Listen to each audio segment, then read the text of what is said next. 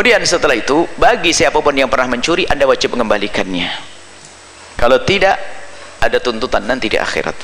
Ini datangnya dari hamba Allah dari Bantul. Assalamualaikum warahmatullahi wabarakatuh, Buya. Salam. Saya mau tanya, bagaimana bertaubat dari dosa mencuri barang terus menjualnya? Sedangkan saya sendiri lupa apa saja yang saya curi. Sekarang saya sadar akan perbuatan itu dan saya bermunajat agar Allah mengampuni dosa saya. Saya juga sambil mengingat-ingat dosa dahulu yang pernah saya lakukan, salah satunya mencuri ini yang membuat saya gelisah dan pusing memikirkannya. Karena kalau saya harus mengembalikannya, saya sudah lupa berapa jumlah uangnya. Mohon penjelasannya, Buya. Mencuri, mengambil haknya orang lain, dosa besar, naudzubillah. Mencuri itu adalah kadang menjadi sifat jelek, bukan karena dia tidak mampu. Kadang punya duit, punya ini, tapi mencuri karena memang sifat jelek, tangannya tangan neraka. Sudah dicukupi, ada duit, tapi nggak bisa. Jadi yang mencuri pun bukan berarti orang selalu melarat loh itu, karena dia tidak membiasakan dari kecil menghindar dari yang haram. Maka kami ingatkan, jangan ajari anakmu untuk mengambil yang bukan haknya. Ada kancing baju jatuh di pinggir jalan mau diambil, sayang, bukan milik kita. Jangan biasakan mengambil, nah ambil, nggak ada yang punya kok. Wah, malah dari kancing baju nggak ada yang punya. Nanti, wah, pisau gede nggak ada yang punya, motor nggak ada yang punya. Mencuri dilatih, anti mencuri dilatih dari dini. Sebab kalau sudah punya kebiasaan mencuri, naudzubillah, nggak tahu tuh refleks itu. Dan tuh cerdas, jadi duduk begitu kelihatannya khusyuk sholat tuh mikir nyuri dia. Pencuri. Makanya Nabi mengatakan kenapa dipotong kalau sudah memenuhi nisabnya. Karena mencuri itu adalah hilangnya amanat di dalam hatinya. Makanya perlu kami hadirkan, jangan biasakan anak Anda mengambil miliknya orang lain, termasuk milik saudaranya. Milik siapa itu, sayang? Milik adik. Milik adik harus izin dulu. Kalau enggak, umi marah. Jangan, adikmu nggak ada, nggak apa-apa. Oh, nggak bisa, izin. Harus biasakan izin. Terlatih dari kecil agar tidak menjadi biasa mencuri. Kalau sudah biasa mencuri dari kecil menjadi gede, naudzubillah. Untung tobat, sadar seperti yang bertanya tadi. Unik orang mencuri itu. Ada suatu ketika seorang ibu itu kaya raya ngadu kepada kita, itu anak saya itu masya Allah saya takut, tiba-tiba di lemarinya ada barang-barangnya orang lain. Ada. Karena apa? Tidak punya rasa takut kepada Allah. Alasannya punya mungkin refleks dasar, nggak ada istilah nggak sadar, itu bohong. Karena nggak takut pada Allah. Karena nggak takut pada Allah. Dan unik sekali pencuri itu. Kemudian setelah itu, bagi siapapun yang pernah mencuri, Anda wajib mengembalikannya. Kalau tidak, ada tuntutan nanti di akhirat. Saya tidak ingat. 1.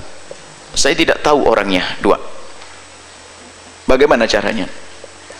Jika Anda tidak ingat berapa curian Anda harus bisa ngira-ngira.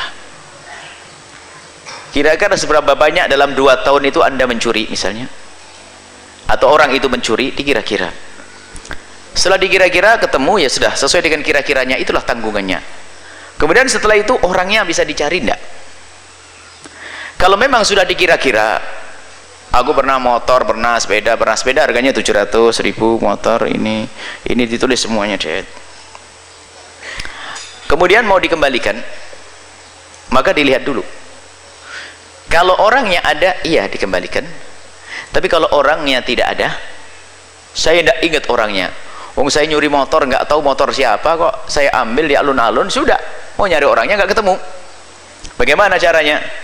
Cara mengembalikan adalah, kalau mengambil miliknya orang yang tidak tahu orangnya, caranya adalah berikan ke tempat yang baik. Yang jelas jangan sampai uang itu ada di tangan.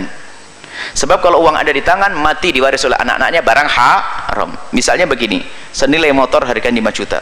Saya titipkan kepada seorang qadhi, orang percaya, tolong ini duitnya si fulan, atau saya nggak tahu ini duitnya siapa, saya serahkan kepadamu, atau Anda sedekahkan. Anda sedekahkan, diniatkan untuk orang yang Anda curi duitnya, disedekahkan. Setelah disedekahkan, niatkan, ya Allah semoga ini untuk mereka. Begitu caranya. Disedekahkan karena Anda tidak tahu orangnya. Kalau tidak tahu orangnya, disedekahkan. Tapi kalau tiba-tiba orangnya datang, Anda ganti. Tapi kalau orang tobat nggak ada masalah mengganti. Wong tobat kok, hukuman di hadapan Allah kan mengerikan.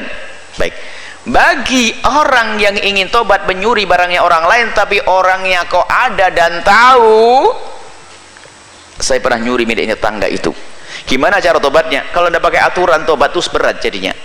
Ya caranya adalah berapa sih motor, senilai berapa? 7 juta. Minta aja nomor rekeningnya dia, transfer 7 juta. Jangan datang langsung ngomong, Pak Haji mohon maaf ini 7 juta. Duit apa ini?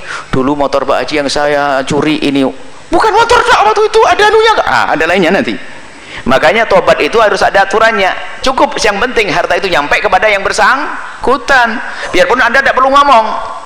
Kalau anda ngomong malah berabe nanti. Wah ini pencurinya, saya ngadu ke polisi habis 10 juta. Saya ke polisi yang saya tugaskan, mereka kan harus kasih uang saku, apa uang teh atau apa misalnya. Atau bukan polisi, ada polisinya memang lillahi ta'ala, atau yang lain teman-teman yang saya kerahkan, saya harus kasih duit 10 juta ganti. Wah bisa ribut nanti. Nah ini, maka jika orang yang kita curi itu kita tahu dan khawatir emosinya tambah, jadi yang penting hasil atau barang curian atau ganti nilainya tadi anda sampaikan kepada dia, itu cara tobatnya. Dan setelah itu anda jangan mengulang lagi, selesai. Allah begitu mudahnya tobat kepada Allah subhanahu wa ta'ala. Wallahu a'lam bissawab.